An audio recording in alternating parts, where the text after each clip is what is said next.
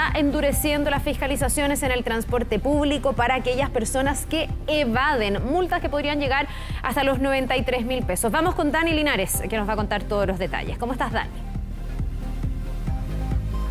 ¿Qué tal, Carla? ¿Cómo estás? Buen día, porque la última cifra del sistema no es para nada alentadora. El 40% de los pasajeros evade su pasaje en el sistema de transporte público. Por ende, es relevante poder modificar esa conducta para poder generar mejoras en el sistema y ese dinero, ¿no?, que muchas veces viene a cubrir la falta de recursos, se utilice para otros elementos, mejoras que pueda tener el sistema de transporte público. Vamos a conversar junto al ministro de Transporte precisamente de aquello y parto por ahí, ministro. ¿Qué significa, ¿no?, este porcentaje de evasión para el sistema en sí mismo?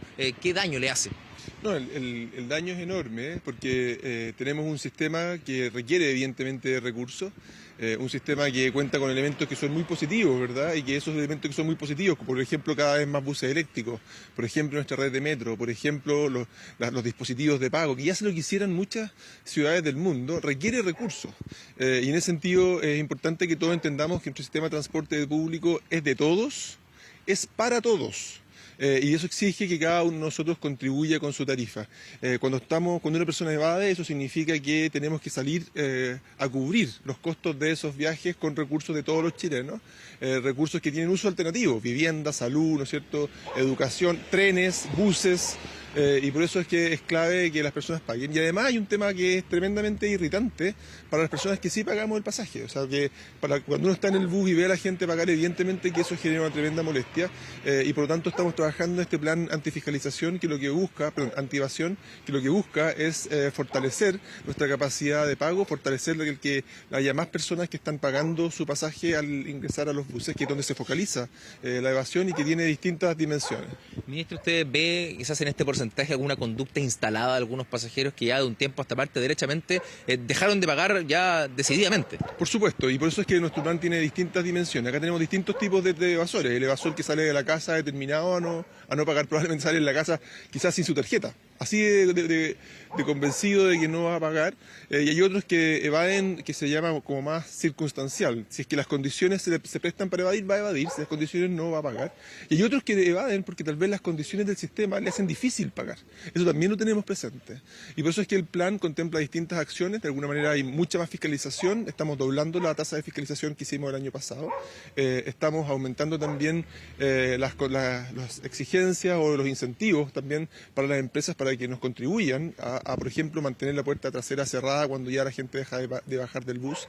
Estamos aumentando y mejorando las condiciones de control de acceso para que, por ejemplo, cuando la gente llega a un paradero, haya más paraderos que estén equipados con zonas pagas, de modo que la gente paga al subir, al entrar a la estación, al paradero, y no al subir al bus, lo que de paso además permite que los buses circulen con más agilidad.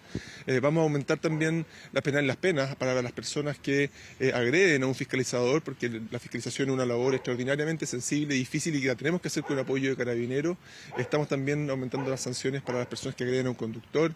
Estamos también aumentando y mejorando las posibilidades de pago en términos de las tecnologías, no solamente a través de nuestra tarjeta VIP, sino que también con el código QR, que ya 900.000 personas la están empezando a usar en forma cotidiana, y que para los que lo hacemos es realmente atractivo porque te evita todas las colas y todos los tiempos y las demoras asociadas a tener que volver a cargar tu tarjeta VIP. Entonces estamos en un plan muy multisistémico y estamos incorporando permanentemente nuevas ideas que nos puedan ayudar a bajar este porcentaje. Es inaceptable.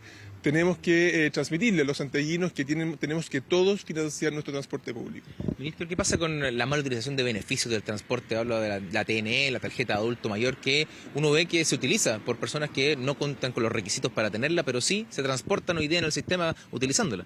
Qué importante lo que dice Dani, eso también es un tema que nos preocupa muchísimo, y eso ya deja de ser un no pago que tiene una multa entre 60 y 90.000 pesos, eso pasa a ser un delito. El usar un beneficio que no te corresponde es un delito que tiene otro tipo de sanciones. Nosotros también ocasionalmente en las fiscalizaciones detectamos este tipo de situaciones y por supuesto requisamos las tarjetas y hacemos las citaciones correspondientes. Estamos trabajando en ese esfuerzo, es algo que irrita doblemente, no solamente el no pago de lo que te corresponde, sino que al mismo tiempo de alguna manera traicionar la fe pública al usar un beneficio que está dispuesto para otras personas, ya sean adultos mayores o estudiantes. Entonces eso también es un ámbito en el cual vamos a trabajar y que queremos identificar también, caracterizar en términos de dónde ocurre, cuánto ocurre y atacarlo de forma lo más decidida posible. Me quedo en el último grupo que usted decía que por dificultades quizás no pagan el sistema, ¿no? Muchas veces por el costo que tiene el pasaje. Ahí hay beneficios, por ejemplo, el caso de los adultos mayores para tarifa distinta, ¿no? Esto se puede extender también a las micros. Hoy día los adultos mayores deben pagar el pasaje completo, en el metro no, hay tarifas distintas ahí. ¿Cómo poder también incorporar eso, sobre todo en ese grupo, Dan Notario, cuando pasamos también las pensiones, ¿no? Que es una agrupación de nuestro país? Bueno, estamos avanzando en esa dirección. Es parte de la discusión más amplia que tenemos que tener como país respecto de los beneficios que queremos darle a algunos usuarios para el transporte público. Aquí tratar de entender también, y esto lo hacemos en muchos servicios rurales, por ejemplo, en los cuales se entrega gratuidad para los adultos mayores.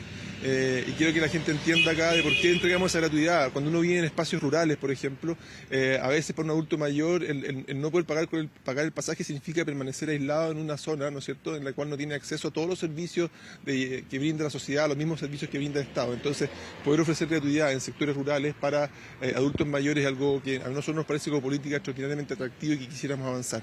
Pero tenemos que tener una conversación mucho más amplia respecto de cómo debiese ser la política de subsidio al transporte público, y eso es parte de la conversación que estamos teniendo en el Congreso y queremos focalizarla durante este año 2023 y el 2024. Sabemos de la determinación del gobierno de eliminar la congelación, ¿no?, del precio. El sistema no puede mantenerse así para siempre, ¿no? Esto viene congelado del año 2019, pero ¿cómo conversa con este escenario de una evasión del 40%? Finalmente poder elevar la tarifa podría también tener un efecto contraproducente en esto. Sí, yo creo que están relacionadas. O sea, evidentemente si uno supondría que aumentar la tarifa a lo mejor aumentar la tarifa podría aumentar la evasión, y eso por supuesto que es algo que uno podría tener en cuenta, pero yo creo que acá son cosas que para los niveles que estamos pensando de aumento de tarifa son elementos que no deberían ser tan importantes. Creo que es clave acá entender que por una parte hemos tenido una política de subsidio al transporte público importante, en que tenemos la tarifa congelada desde el año 2019, en que eso no puede estar congelado para siempre, y que eventualmente vamos a tener que aumentar la tarifa, y que la gente tenga tranquilidad y confianza de que vamos en ese proceso a poder balancear estos dos elementos. Por una parte, las necesidades de recursos que tiene el sistema y los usos alternativos que tienen los recursos que podemos brindar ahí, y por otro lado también entender que la tarifa del transporte público tiene una dimensión muy progresiva, que es que da principalmente a las personas que tienen menor ingreso, que son las que tienen más necesidad de usar el transporte público como única alternativa de movilidad.